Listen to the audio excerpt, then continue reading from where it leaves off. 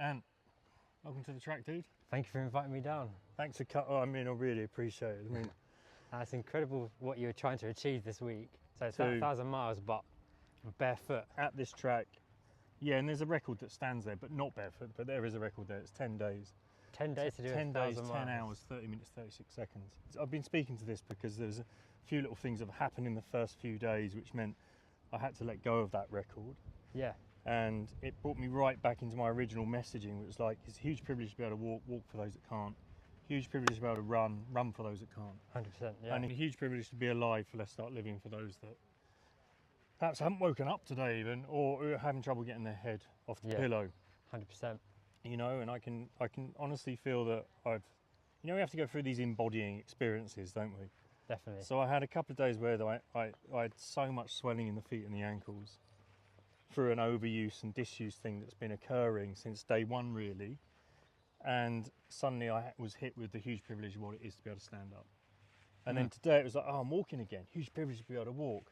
And I walked 10K, and I can honestly say that walking that 10K felt just as amazing as running 135Ks on the first day. Yes. Yeah. You know? Yeah. Which felt just, I could totally lean into that now, and what a privilege that is. And I want to speak to your record, right? There's a record attempt coming up, Yes. and Yes. you've had previous records. Can you I'm- speak to the one that's coming up? So I am the Guinness World Record holder for the marathon, for the fastest marathon with someone with a hemiplegia. So I'm paralysed down the left side of my body. So I run only using one arm and one leg, and I broke the world record in last year for the fastest marathon with a hemiplegia. Wow. And then Wow. That's Let cra- was Let that crazy. land for a moment. that was crazy. I mean, it is crazy, but you've done it. Yeah, and it was by far one of the hardest things I ever did because I can only use one side of my body. I'm working harder than most. So Yeah. by the time I got to mile 18, I had cramp in my quad, hamstring, and calf in my good leg. So now I've got no working legs. So Tyler's trying to spray my legs with deep heat. We're trying to stretch it out. And by this point, we're falling behind the world record time.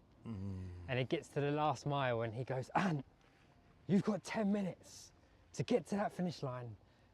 10 minutes is easy for you. But at this point, my legs were not working. I was in pain. I've never felt cramp like that ever. But we got to, so you get down to the end of the last mile when you turn the corner and you're on the mile and you're 200 meters in the distance is that finish line.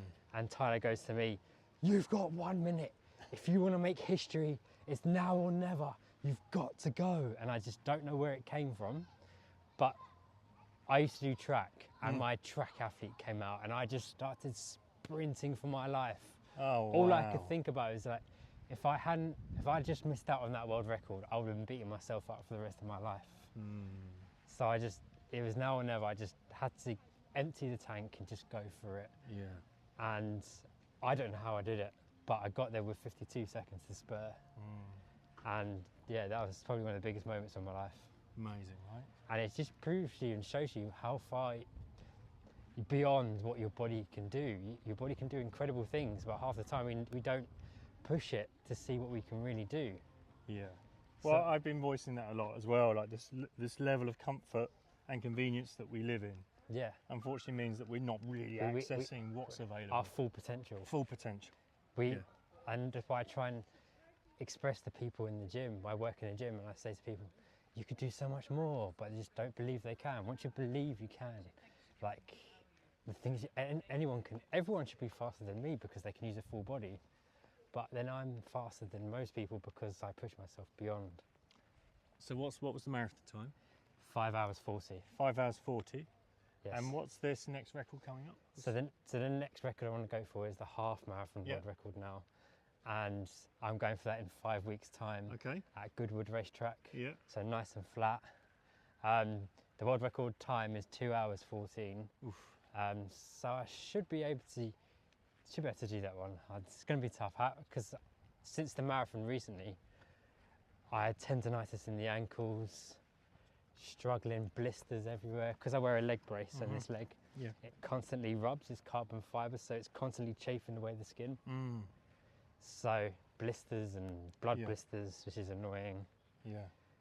And is there any sensory awareness coming through that? It's probably more sensitive than your ordinary sight, so I can feel more. So if you scratch, it feels really sharp. Okay. So when I feel a blister, it feels really sharp. Right. So I did a half marathon last week, and I could feel this blister building, and it just felt like I was stepping on needles every time. But I took my shoe off, checked it out, and it turned out it was red raw. The skin had ripped. Oof. But I had 8 miles still to go, so I just decided to put the shoe back on and just keep going. And I managed to get to the finish line. Amazing. Slowed it down massively, but it just shows you that you just keep going and the body will find a way to do it. So there's been some sharing there already, but if you were to say, if you were to share some words, right, and this can be one word even, or sentence, or short paragraph, no big chapters. Yeah. Some words of wisdom that might land in someone's ear that could prevent them from calling it finish line. Yeah, that they know that there's always an opportunity to start again. Yes. Yeah, and you've appreciate that because there's even in that marathon there's an opportunity to go, right, I need to start this again right now. I need to start this. I've got a minute for that to get to that. So anything you can share there? What do you feel? Everything. It's a big question, right? Everything you do, don't see if you don't achieve it, don't see it as failure. See it as learning. There's a really good quote by Conor McGregor where he says, "I never lose. Either I win or I learn." So don't look at failures as failure. Look at it as a learning curve. What can you learn from it, and then take it into the next one. Keep growing, keep achieving, and keep pushing, because no one ever reaches the top. There's always more to achieve. Yeah. I was told as a child. It's limitless in that sense. Yeah. I was told, because I had a brain tumour when I was 6 years old. Right. And it caused me to have a stroke. And the doctor said, you'll never run, you'll never be very active ever again.